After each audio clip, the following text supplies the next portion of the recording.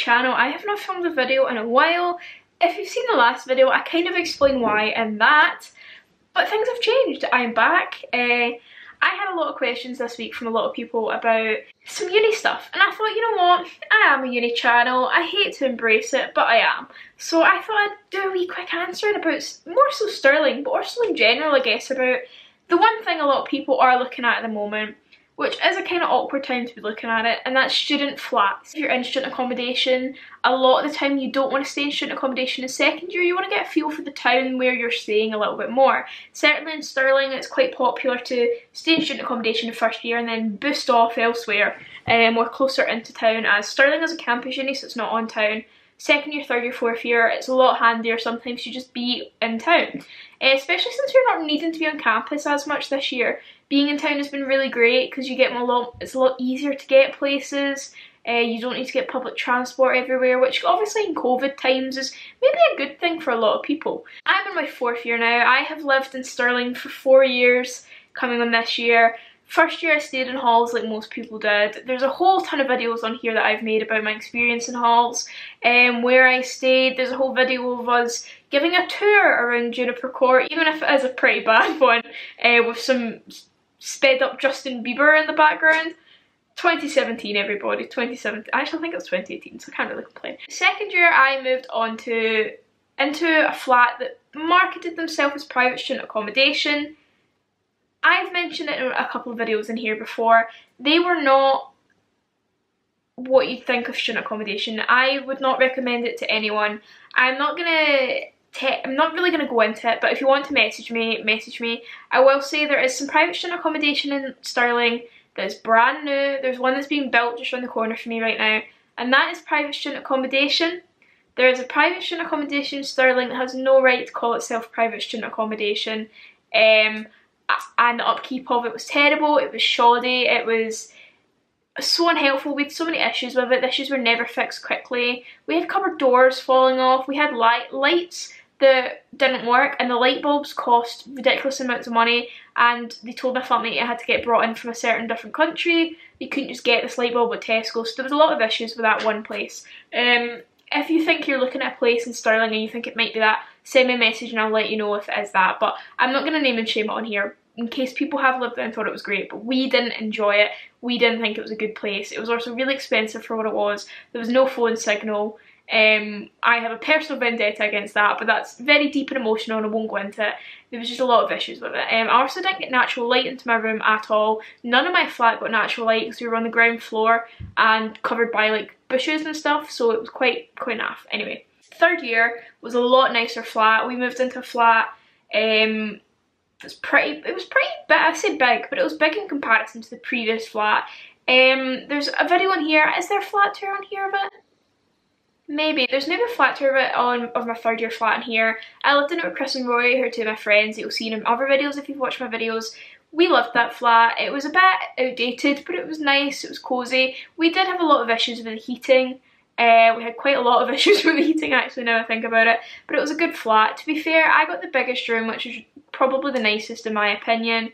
But Chris and Roy's rooms were still really nice. That was a good flat. It's also a really good location, especially for food bar.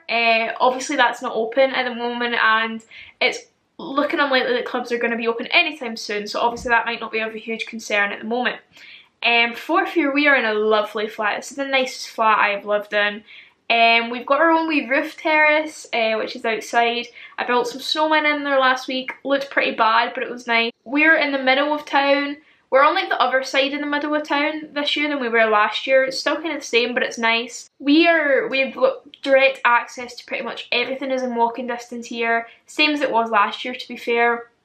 But it's a really nice flat. It has so much natural light. That's why I can film a YouTube video during the day like this, because this is all natural light.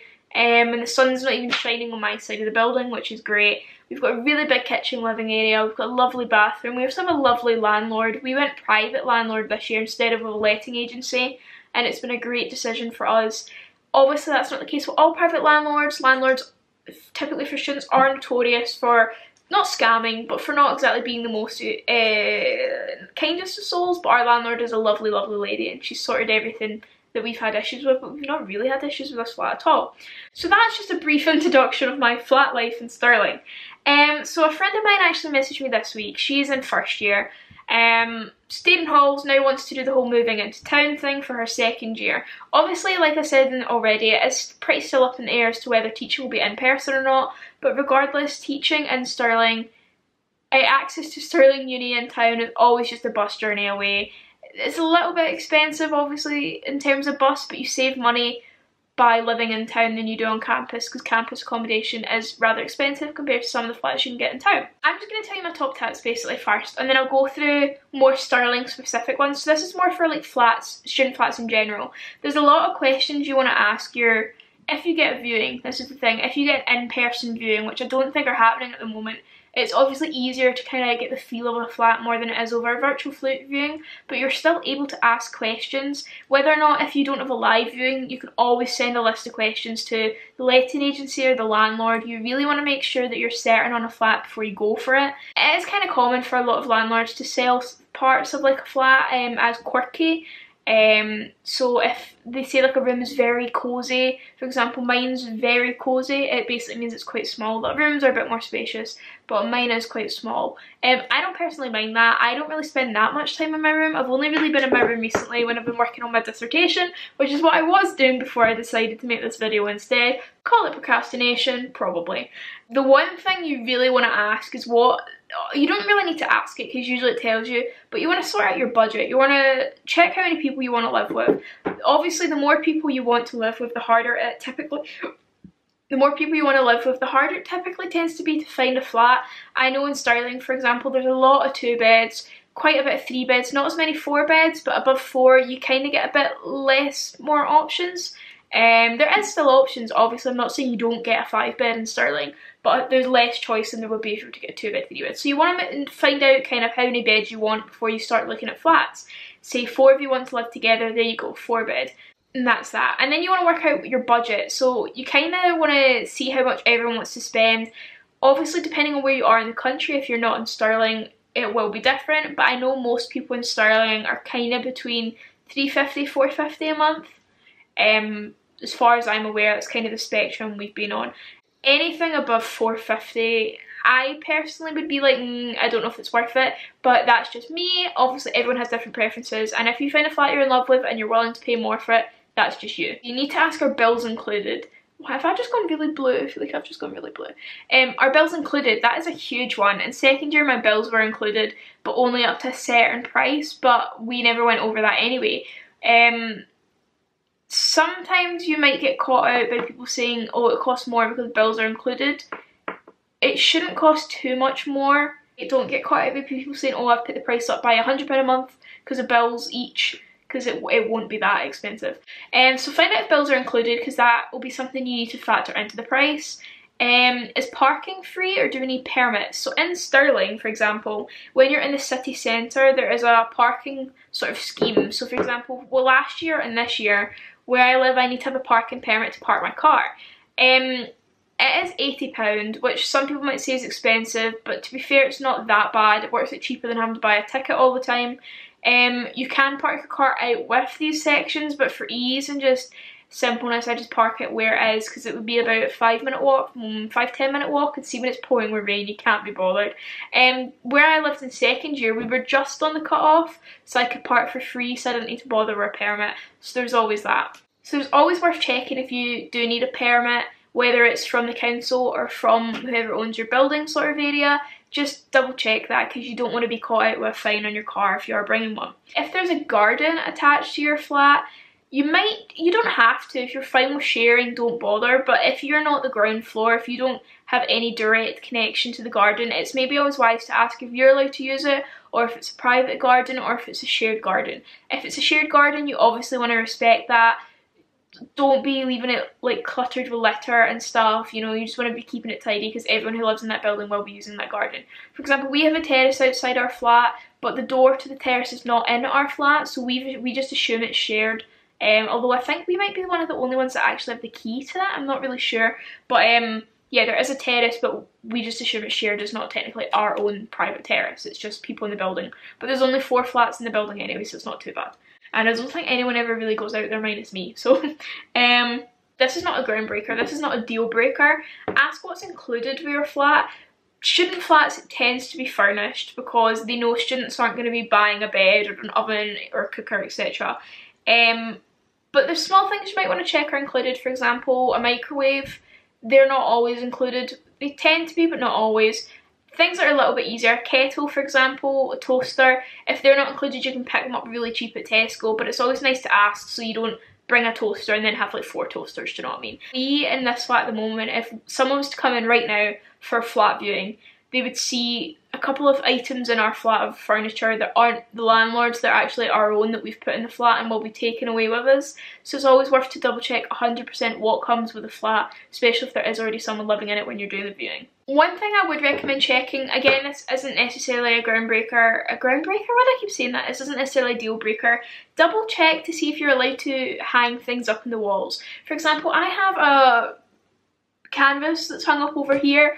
That's my landlord who's hung that up. I've just kept it up because I quite like Spider-Man anyway, and it's a Spider-Man canvas. If I turn my camera slightly, oh my gosh, turn it up here, you can see that I've got a mirror. That was also, oh my god, what is going on? I think I just caused an earthquake. That's so embarrassing. We're back. I have a mirror just here with some ivy, fake ivy on it. The mirror is my landlord's. The ivy I just tucked in the mirror. It's not held up by sticky tape or anything. A lot of flats and landlords do not like blue tack. Blue tack can rip off paper on walls, it can leave like sticky residue, it can be hard to paint over, so it's always wise to just double check, am I allowed to hang things on the walls, and if so, am I allowed to use blue tack, am I allowed to use tape, what would you rather I use? In second year we were told not to, but we did it anyway. That's quite bad, I know, I wouldn't really recommend doing it. Third year we were told we could use tape but not blue tack, just because you can paint over a mark made by tape, but you couldn't paint over a mark made by blue tack. I've never tried to paint over it, so I don't know, but I just took the word for it. We're not allowed to use blue tack in the flat we're in at the moment, so I didn't really bother to hang anything up in my room, to be fair. I've got a wee photo frame, but it's propped up on a carbon monoxide alarm, which maybe isn't the best, but it is. I know one of my flatmates has taken down her posters, her like canvases that were already up in the flat, and put other things up on those hooks herself, so there's that. Typically if you're in a student flat you will not be allowed to repaint the walls and redecorate the entire flat, so just keep that in mind. If you're planning on doing a home renovation you will probably not be able to do it in a student flat. One thing that I would really recommend is double check your phone signal is okay.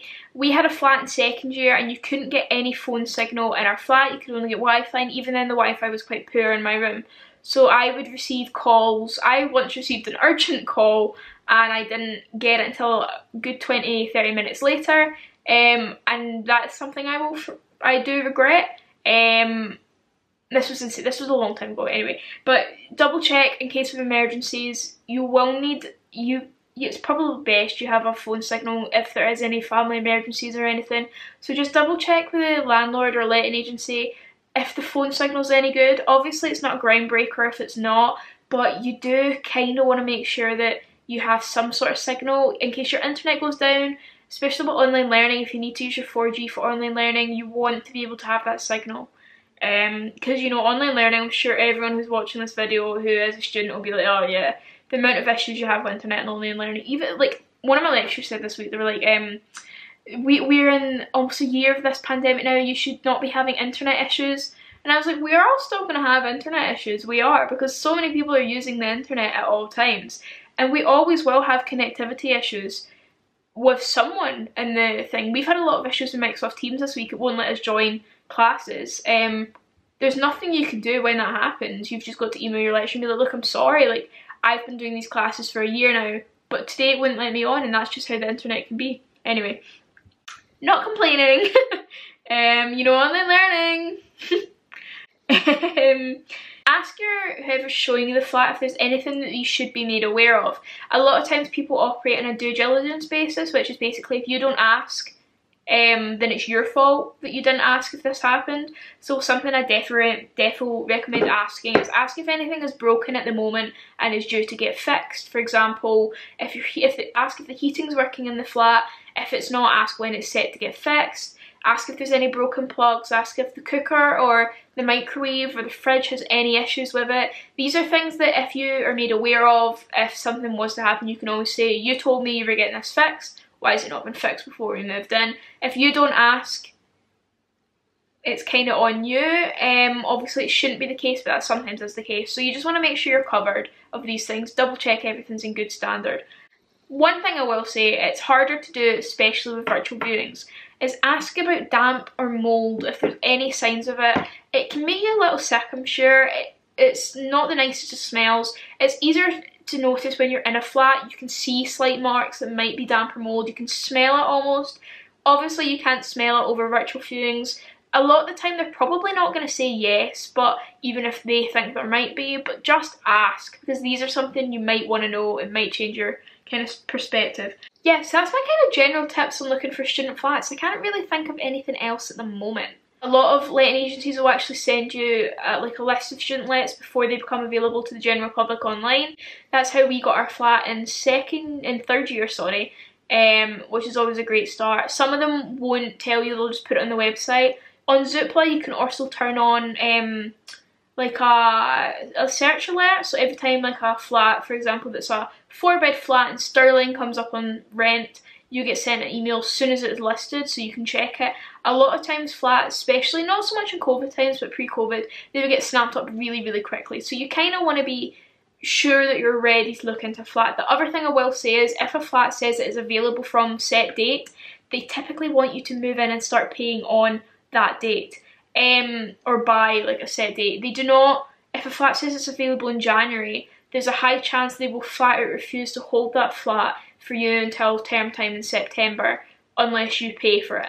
So be aware that some flats you might need to start your tenancy earlier than you intend to if you're really keen on that flat. That is my flat hunting tips, as I would say. I feel like there will be more that I can think of after finish this. I've gone blue again. I don't know what the lighting in here is doing. If you have any questions, like always, feel free to message me. I know a lot about Stirling Uni after 4 years. I am quite vocal about Stirling Uni if people message me. I cannot necessarily advise on specific courses. I've had a lot of questions recently about, oh, can you tell me about this course, that course? I am nothing but a sole law student suffering. I can only advise on my own course. I know people who are on different courses. A lot of the time they might not want to hand out their information. I don't tend to bother my friends unless it's like someone I know really close. I'll say, hey, would you mind talking to this person? So there's that. Also, the one thing I will say, if you're really interested in any sports teams or clubs and societies at Stirling, send out a message on Instagram as well. For example, I'm in the lacrosse team.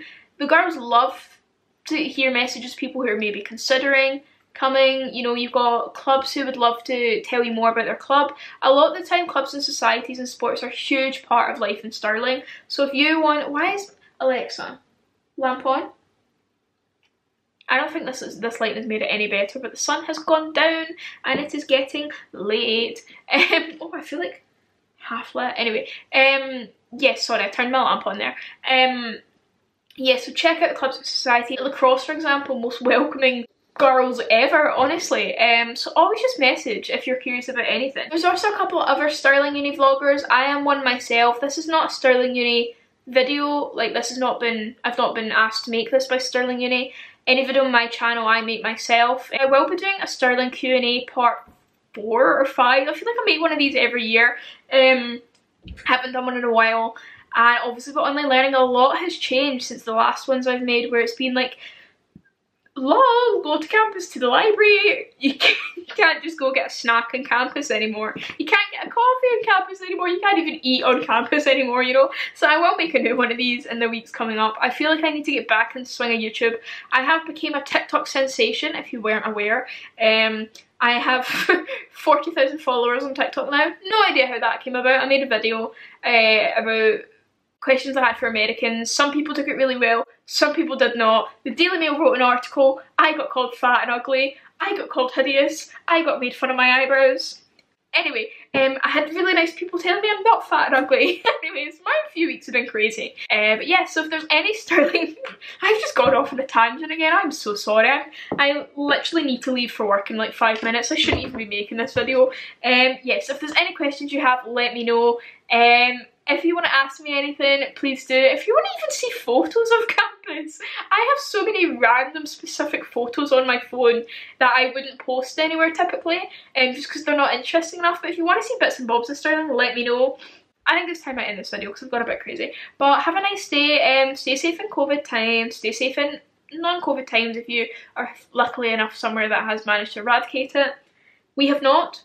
As obviously, as you can tell by my mad ramblings this entire video, and I've just looked outside and it's pouring with rain and I don't want to go to work. You know that TikTok that's like, that's me. Anyway, oh wait. Oh! Oh! I have not been having sugar recently, and I had a hot chocolate this morning and it had so much sugar in it, even though I bought the less sugar version, and I'm absolutely hyper, and I just know my manager at work is going to hate me tonight. Nav, I apologise in advance. And it's pancake day, so I'm having pancakes after work as well. I know there's so much going on. Why am I still talking? This video's over. But yes, on that note, I really need to go to work, so have a nice day and see you later.